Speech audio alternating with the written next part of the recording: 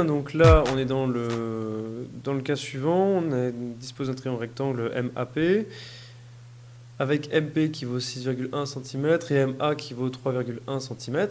Et on nous demande de trouver l'angle MAP. Donc au niveau méthodologie, on va d'abord marquer les données que l'on a et ce que l'on cherche, et ensuite on verra comment résoudre ce problème, entre guillemets. Donc on a le côté, par exemple, la longueur du côté MA. MA, il va falloir préciser, puisqu'on veut utiliser les formules trigonométriques, on est bien dans le cas d'un triangle rectangle, attention à toujours vérifier. Donc on va regarder ce qu'est MA par rapport à l'angle MAP. Donc AP, c'est l'hypoténuse, puisque c'est le plus grand côté du triangle rectangle. C'est aussi le côté opposé à l'angle droit. Donc conclusion, MA, c'est l'autre côté à côté de l'angle, qui touche l'angle, on peut le retenir comme ça. On appelle ça le côté adjacent.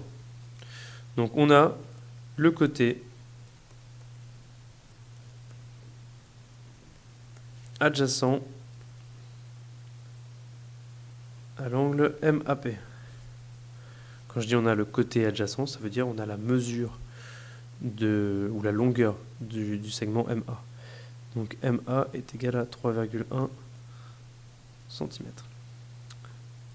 De plus, donc l'hypoténuse, on ne l'a pas, on a le côté que regarde l'angle. Si c'était un œil, on pourrait penser à un côté... Si c'était un œil, on pourrait penser que l'œil regarde le segment en face de lui. On appelle ça le segment opposé, le côté opposé. Donc on a le côté opposé à MAP. C'est MP et il vaut 6,1 cm. Que cherche-t-on? On cherche l'angle. On cherche l'angle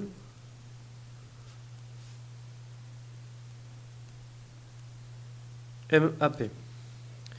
Alors, une des astuces, c'est de se souvenir de cette petite formule ou ce petit mot qui est SOHCAHTOA. Bien évidemment, il faut savoir l'orthographier, sinon ça ne sert à rien. Donc là, on a le côté adjacent, on a le côté opposé et on cherche l'angle. Conclusion, on va chercher dans quelle formule on a à la fois le côté adjacent et le côté opposé. Eh bien, c'est dans le TOA, donc on utilise la tangente. Donc, la tangente de l'angle MAP, c'est égal au côté opposé sur le côté adjacent. Donc, la tangente de l'angle MAP, le côté opposé, c'est MP, et le côté adjacent, c'est MA. Désormais, je peux remplacer les différentes valeurs, enfin les différentes angles et mesures par leurs valeurs respectives. MAP, donc on ne l'a pas. Tangente MAP, on ne l'a pas. Et MP, c'est 6,1. Et le côté adjacent, c'est 3,1. Donc, une fois qu'on est ici, on est bloqué, puisqu'on a fait le maximum. On va donc utiliser la calculatrice. Alors, MAP va être égal à, suivant les calculatrices, soit tangente moins 1 de 6,1 sur 3,1, soit vous avez peut-être arctangente de 6,1 sur 3,1. C'est la même chose, mais c'est juste que ça dépend des calculatrices. Ici, donc, avec cette calculatrice, comment on obtient le arctangente ou le tangente moins 1? Bien, on va aller chercher tangente ici, et arctangente il se situe juste au-dessus, et il est en jaune. Donc je vais appuyer sur Shift et tangente, ça va me donner mon tangente moins 1. Donc vous voyez ici, ils ont choisi tangente moins 1. Parenthèse, et je vais marquer 6,1 divisé par 3,1. Je ferme ma parenthèse et j'obtiens un angle de 63,06.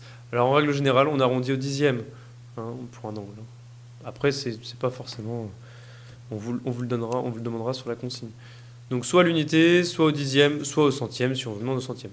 Là, on va arrondir au dixième. Donc 63,06. Donc au dixième, ça va faire 63,1.